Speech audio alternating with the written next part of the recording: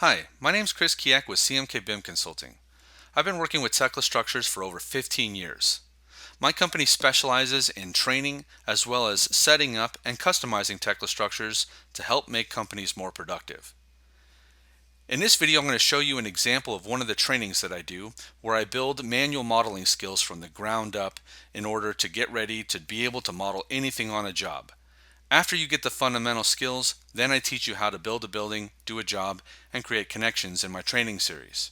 But here, I just wanted to give you an example of the type of training and work that we do with our clients. Now the next thing we're going to do is we're going to take a look at the rotation and positioning properties of columns in the model. So if I select on a column and we zoom in here, you'll see that the endpoint of the column is up here at the top, which is a magenta kind of grip point, and then the start point of the column, which is representing the bottom, is highlighted in yellow here. Now basically what you'll also notice is that in the column itself it's centered about those input points. So if I do Control P on my keyboard, which will toggle me to a plan view here, looking down on the column we can see that the grip points are dead center in the middle of the column. Now if we actually select on the column and then we come in here to the position group, we can actually change the location of the column solid or the column shape itself relative to those picking points. So instead of middle here, let's go ahead and choose down, and we'll see that the actual column itself goes downward and is lined up with the face of the input points. So if the column size changed here, like for instance to a W14 by 74, hit enter, you'll see that the top of this flange is still lined up with those picking points, but then the shape size itself just adjusts from there. Now, let's go ahead and say that we want to go the other direction, so up instead. So then here we'll see that that shape is actually going to push upward and then it's lined up on that side. Now let's go ahead and go back to middle, and then the next one we're going to take a look at is the horizontal positioning. So again, if we select on this column here, it's currently set to middle, but if we set it to left, then the material is going to shoot towards the left of the input points. And then if we go to the right, we'll see it shift towards the right.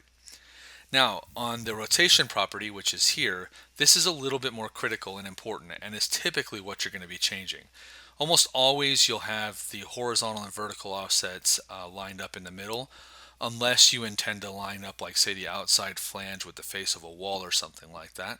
But usually you're centering the columns on your grid, especially in a structural framing system. Now on the rotation, what's important is if we look at the plan view here, we have two different columns. We have one where the web is going north and south, and then we have another column here where the web is going east and west or left to right versus up and down on the screen. Now we do want to rotate these in a very specific way in order to get the mark face of the flange of the column to be lined up with the north or the west.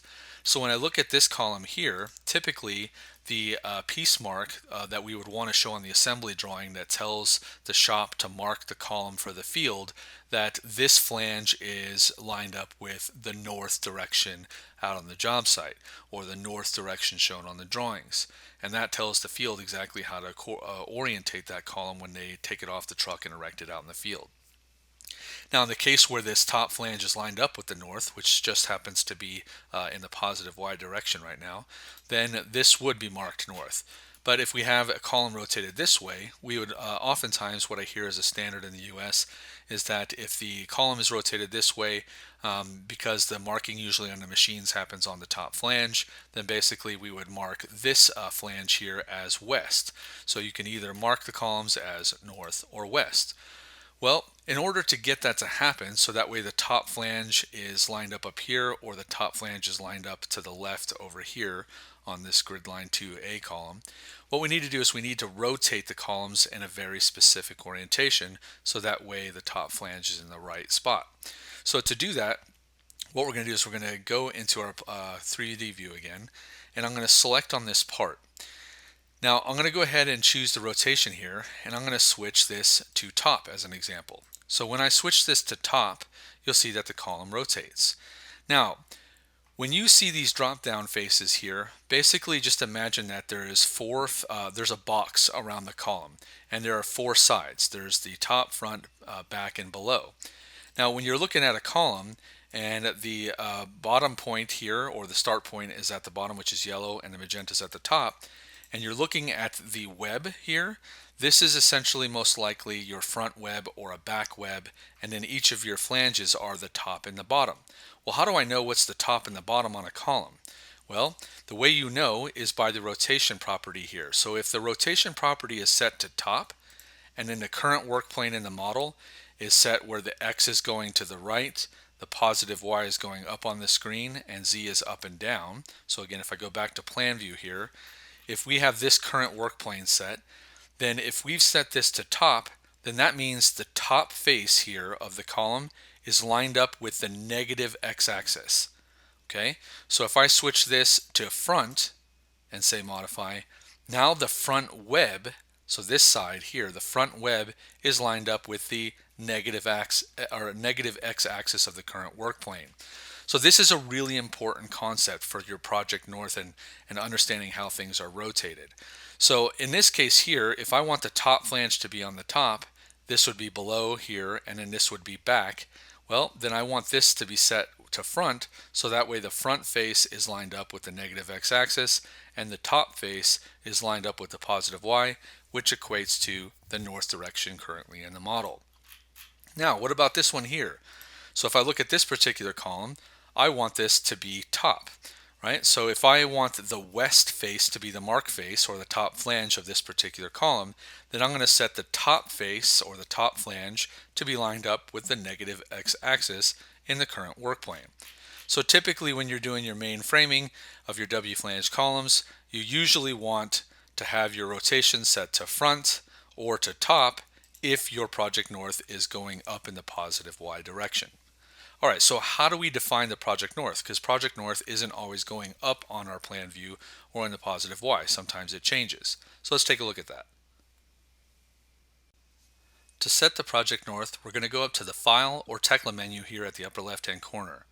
We'll just go in here and go to Settings, then we'll go to Options, and then the Options dialog box will appear.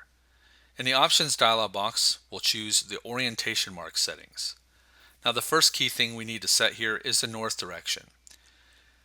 Here you'll see that it says that the project north is set in degrees counterclockwise from the global X.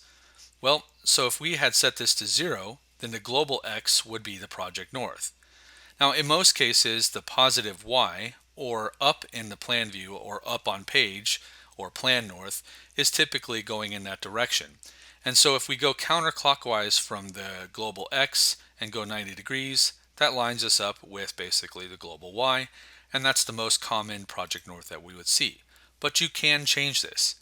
If you do change this project north, then those column rotations that I were just describing to you before need to be adjusted in order to work with the new project north. The whole front and top thing that I was showing you before is related to the project north being in positive Y as it's currently shown and currently set in the model. Now, there's also another condition here that in case you decide to actually draw the columns in position, so vertical in the world on your shop drawings, then there's one other section of the options here that we need to control that defines the viewing direction. And that here is this viewing direction for beams and braces as well as columns in assembly drawings. So we can see here that we just want to make this as the same as how beams are done, because we might have columns rotated in two different ways, just like we see here. So in the case here of this column, if I want the mark face to be towards the left or the negative x-axis here, which would be the top flange, well, then we would want to make this shop drawing where the column is vertical on the shop drawing and be looking from the south or negative Y towards the north. So that's what the south viewing direction means here in this option.